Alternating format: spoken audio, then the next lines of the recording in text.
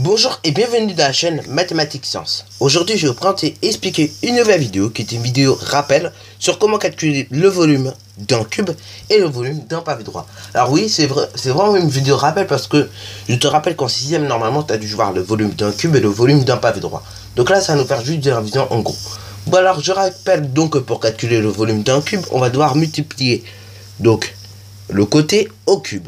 Donc, allons-y donc pour essayer de calculer maintenant que nous avons la formule, le volume de ce cube qui a pour longueur, de côté 5 cm. Donc je rappelle, le volume d'un cube c'est le côté au cube. Ok, c'est le côté que tu multiplies 3 fois en gros. Donc déjà on peut rappeler la formule. Donc on rappelle grand V, ok. Donc grand V qui veut dire d'ailleurs volume. Donc encore une fois, ça ne sert à rien d'apprendre des formules, tu ne sais pas qu'est-ce que ça veut dire. Et après tout simplement on va mettre côté au cube ou côté fois côté pour ceux qui préfèrent. Ok, donc moi je vais mettre côté au cube. Ok, mais côté au cube c'est la même chose que côté fois côté. Ok, et fois côté. Ok, donc ça côté au cube ou côté fois côté c'est la même chose. Bon alors généralement dans les livres de maths on mettra C exposant 3. Ok, donc il faut encore savoir ce que ça veut dire C et ce que ça veut dire exposant 3. C c'est côté. Ok, donc on peut noter que c'est le côté. Ok, c'est la longueur du côté tout simplement. Et exposant 3, ça veut dire qu'on va multiplier ce petit c 3 fois. Ok, donc on peut le rappeler aussi. Donc, est-ce que je connais la longueur d'un côté? Oui, je connais la longueur d'un côté, c'est 5 cm. Donc, tout simplement, je vais multiplier 5 fois 5 fois 5, ou ce qui est équivalent à 5 cubes. Ok, et donc, si tu multiplies 5 au cube ou 5 fois 5 fois 5, tu obtiens dans les deux cas 125.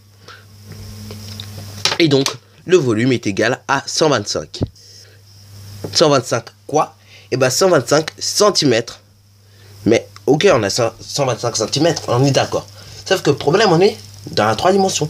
Ok, on est en 3 dimensions comme ceci. Ok, donc 125, ça me passe. 125 cm, ça passe pas, tu vois. Parce que je veux dire, 125 cm, c'est pas logique. Puisque tu es dans la 3D, dans la 3 dimensions, tu n'utilises pas vraiment cm. Tu utiliseras plutôt le centimètre cube. Donc 125 cm cube. Et d'ailleurs, on peut noter la petite phrase suivante. Le volume de ce cube,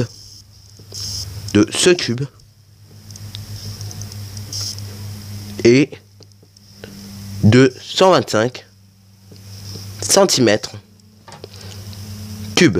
Ok, donc tout simplement je résume ce que nous avons fait. Donc la manière dont tu dois rédiger, tu vas pas forcément rédiger comme moi, soit tu vas mettre côté au cube et après 5 au cube et après tu mettras directement le résultat 125. Ok, ou sinon tu vas rédiger côté fois côté, ce qui te donnera après à marquer 5 fois 5 fois 5 et tu obtiendras dans tous les cas 125 cm cube. Ok, et je veux pas avoir de centimètres. Ok, c'est 125 cm cube puisqu'on est dans la 3 dimensions. Ok, donc du coup voilà, c'est un petit rappel du coup sur le volume du cube. Maintenant passons au pavé droit. Donc là, pavé droit un peu plus particulier, mais c'est quand même, ça reste quand même de la révision puisqu'on l'a déjà vu en classe de 6ème. Donc un pavé droit c'est quoi concrètement? C'est c'est tout simplement un solide qui a une hauteur, une longueur et une largeur. Et là tout simplement en fait, pour calculer le volume d'un pavé droit, on va devoir multiplier une longueur, une largeur et une hauteur. Donc allons-y donc, on peut déjà le rappeler. Donc grand V qui veut dire volume est égal à grand L qui veut dire longueur, petit L qui veut dire largeur et petit h qui veut dire hauteur. D'ailleurs on peut noter grand L longueur. Moi je note tout simplement pour t'expliquer, mais dans une copie bien évidemment tu marqueras pas ce que je suis en train de faire. Hein. Tu marques juste grand L fois petit L fois H, ok. Mais moi je te fais marquer tout simplement pour qu'on puisse comprendre justement le mécanisme. Donc longueur, largeur et le petit H c'est hauteur.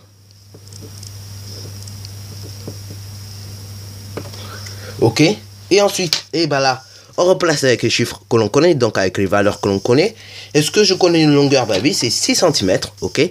Donc j'ai une longueur 6 cm. Est-ce que je connais une largeur? Oui, j'ai une largeur, c'est 3 cm. Donc je mets 3 cm. Est-ce que je connais une hauteur? Oui, ma hauteur c'est 5 cm. Ok. Ce qui me donne à faire 6 fois 3 fois 5. Alors là, si tu t'aimes pas trop les multiplications dans ce sens-là, tu peux également inverser, ok? Tu as le droit d'inverser l'ordre des facteurs, ok? Puisqu'on est dans une multiplication. Et dans une multiplication, on a le droit d'inverser l'ordre des facteurs. Donc là, si tu veux, tu peux faire le calcul en 2 étapes. Là, moi, je vais le faire en 2 étapes juste pour te montrer.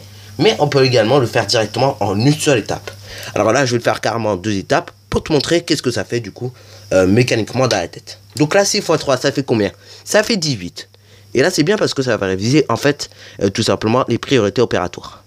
Donc ça nous fait 18, ok? Donc là, sur ce, pas de problème. 18 x 5 qui me reste, ok? Donc je copie le 5 et je fais mon opération 6 x 3. Ensuite, 18 x 5, ça fait combien? Si tu as du mal à faire directement 18 x 5, tu fais tout simplement 18 x 10, qui fait 180, et tu divises le résultat, donc 180, par 2, et ce qui me donne du coup un résultat de 90. Ok? Et donc là, le volume est de 90 cm3. Donc, on peut noter le volume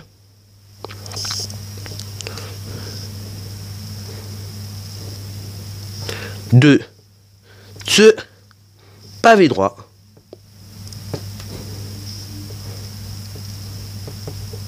et de 90 cm3, puisque tu as calculé avec des centimètres en termes de longueur, mais après à l'arrivée tu obtiens un volume, et le volume, on rappelle, c'est exprimé avec les unités kilomètre cube, pardon, hectomètre cube, décamètre cube, mètre cube, centimètre cube, décimètre cube et millimètre cube, ok?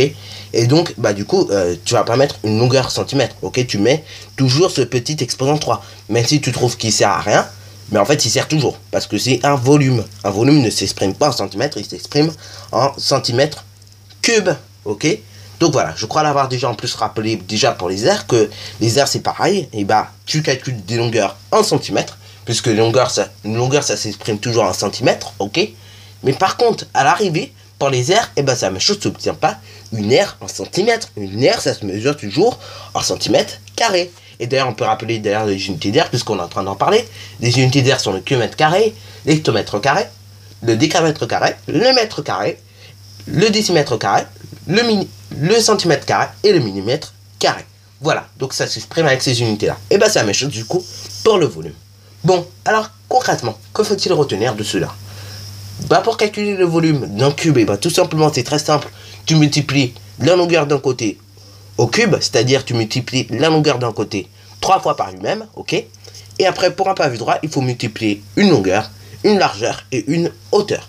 D'ailleurs, avec cette formule, donc la formule pour calculer le volume d'un pavé droit, longueur fois largeur fois hauteur, tu viens de faire une petite découverte mathématique, ok?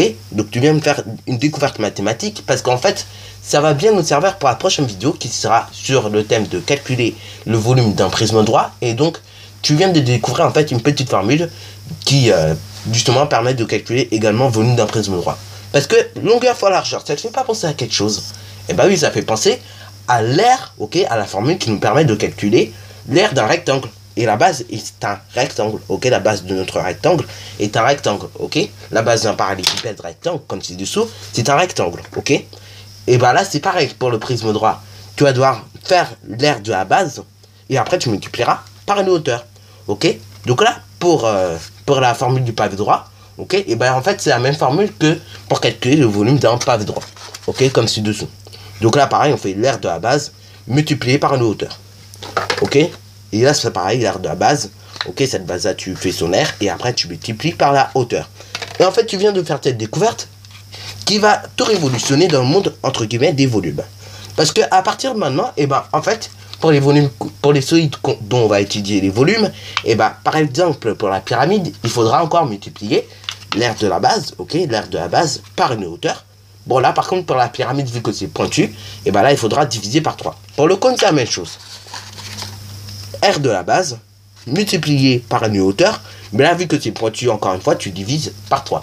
Donc là, en fait, tu viens de faire une découverte qui va changer, entre guillemets, le monde des volumes auxquels tu travaillais demain, ok? Donc là, à partir de tout à l'heure, quand on verra la prochaine vidéo sur calculer le volume d'un prisme droit, en fait, tu seras déjà la formule, puisque on vient de l'avoir pour le pavé droit. Donc, elle s'appliquera de la même manière pour le prisme droit, mais également, j'ai oublié de dire, pour le cylindre de révolution. Parce que le cylindre de révolution, c'est la même chose. Il est composé de deux disques, ok, comme ci-dessous. Voilà, il est composé de 2 disques. Et donc, il est composé d'une face latérale, ok. Et donc, il faudra multiplier tout simplement l'air de la base, donc l'air d'un seul disque, ok, par tout simplement sa hauteur, ok. Donc, en fait, tu viens de faire une découverte assez intéressante. Que justement, on va en parler dans la prochaine vidéo. Sur ce, c'est déjà la fin de cette vidéo qui était assez intéressante parce qu'on a fait une découverte entre guillemets mathématique qui va révolutionner le monde des volumes. Donc sur ce, si tu as bien aimé, n'hésite surtout pas à liker, à commenter et surtout bonne réussite à toi en mathématiques et en sciences.